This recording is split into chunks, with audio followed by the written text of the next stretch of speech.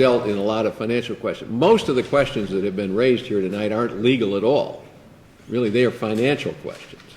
The financial advisor is sitting right here. I think it might be good to let her give her report first, and then you can kind of, you may have questions, maybe the same question for the financial advisor too. I'll move we've covered a lot of what's already in it, so it's okay. I'm sure we have. Thank you. So it's basically, he's gone over the background of my report to some extent, like about the legislature and how to do it, and we're basically trying to find a way to fund a liability that already exists, that now the GASB 34 has made you put it on the books. So Moody's and S&P are going to look at it and see you've got this unfunded liability. You're going to be reported.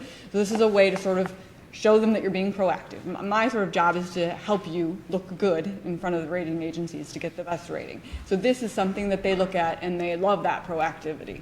They like you to know what you need, what money's going to be, you've got to come up with the money somehow, and they like that you're being proactive. So that's the number one sort of thought process on our point of view is, can you do it? And if you can, you probably should, because it already exists on your book, debt. Basically, my report is sort of the minutia, the numbers, how we come up with it. Because these numbers, as we've already gone over, are not the actuals. These are not to exceed numbers. We've got the $345 million in here. So a lot of that is just me coming up with numbers and showing you where they're from. And this is, the VEBA maximum estimated amount right now is $210,500. The WERS is $130,300. That comes out to, $330 million. And then you have to put on there the cost of issuance. So that's what we're working with right now. That's my report. Sort of starts with numbers and says, okay, here's where we came up with this. This is what we think we should do. We believe if you pay it off over 25 years as opposed to the 27 years that it's actually running out, it helps as well. You're paying it off faster. Basically, we want to use conservative numbers. So what we've done is on the schedules comparing. Basically, you have we've done an Appendix B1. We've done an estimated contributions without any Washtenaw County funding. So say you weren't going to bond. Every year you owe, beginning in 2014, for the two combined, it's about $30.8 million. And then if we say really over time, we think obviously it's going to decrease over time because people are going to pass away. So you're not going to have to pay out as much in pension and health care. So we estimate that number decreasing over time. We've done two schedules, one which is B1, which is generally decreasing over time, and one, because it's a little bit more conservative, B2 says, okay, we can predict after 10 years, out to 10 years, but maybe anything after that we can't. So we stopped decreasing it on the more conservative one and said, okay, we're going to freeze it at 2024 and do flat rates there because we don't know how many people are going to live longer, and we also don't know how much what healthcare is going to cost specifically, if nothing else, and also the pension. So that is a more conservative saying, which means you're going to owe more. We're saying you're going to owe more on the conservative one. What we're saying then is if you bond for it, as opposed to if you don't bond for it, our Appendix B3 shows the difference, what the county saves per year by bonding as opposed to just funding it. And B3 shows that in the conservative, I'm using the conservative numbers here, that basically you are saving in the first 5 years, at least $10 million a year by bonding it, because you already owe this money and the bond payment would be less than what you're owing. So what it is you're funding it over time. So you're taking that total debt that you owe and doing it over time and not doing it per year, line by line. And so because you can bond it out for 25 years, there's your savings right there.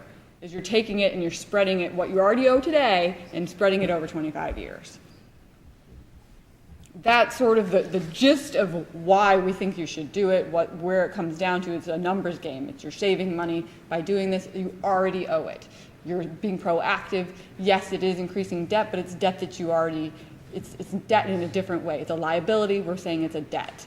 And there are many different ways to go about the process. My process is simply to say, financially, it's a very feasible prospect.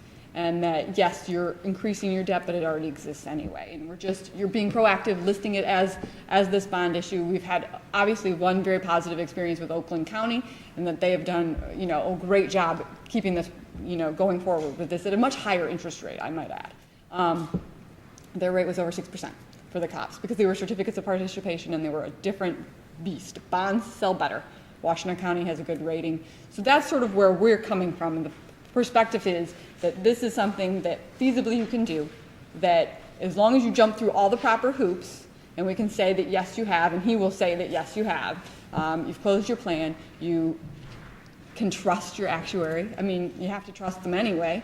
And no, we can't predict the future. And of course, going forward, you could become unfunded again. Well, then you're going to have to deal with that in the future, but you're going to be unfunded regardless of if you bond.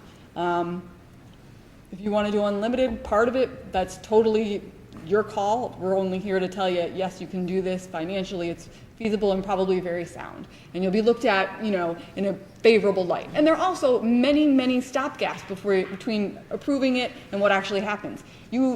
Department of Treasury is going to really look at your numbers and say, hey, this doesn't look okay.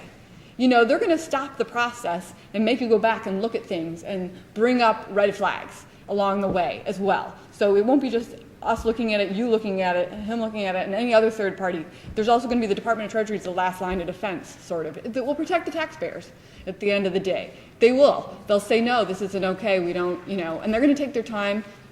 60 days is a long time to look at something, and they look at it. So there's maybe some back and forth of getting information, which may delay the process a bit, but they're being careful. They don't want people to do this because they know it's at the end of the day is on them. And we don't want you to do it if we don't feel comfortable with the numbers. And, if the actuaries come in at a crazy number, we'd have to really go back and say what's going on, and everyone would get on board and say, okay, what happened? And talk to the actuaries. But that's something that our point of view is, you're in a good position to do it. You've closed your plans. You're able to do it. Legally, we're able to do it now. You've been looking at it for 6 years. Interest rates are at a historical low. Taxable rates are not much more than tax exempt, actually, at this point in time, which is very unusual. It used to be a huge gap. It's closed significantly. These are taxable. Right now, your earnings are 2 3/4 greater than what we estimate the debt rate will be, or the interest rate will be on these. And at the worst case scenario, you go through everything and we get a horrible interest rate, you don't award the bonds. We recommend that you don't award the bonds and you don't sell them. So my point of view is there's so many things that will stop this from happening if it's not okay. I don't think that, I think right now, today, I can say I really recommend this as a process to be started.